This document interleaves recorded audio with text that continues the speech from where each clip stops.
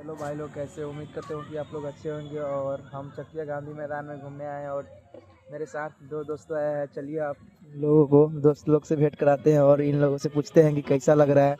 पंकज, कैसा लग रहा है चकिया? बहुत अच्छा लग रहा है। गांधी मैदान में घूम के कैसा लग रहा है? फील कैसा रहा है? बहुत फील अच्छा हो रहा है यहाँ पर। मतलब बैकग्राउंड भी अच्छा है, बहुत सारा बैठने बैठने वाला है, घूमने वाला भी है।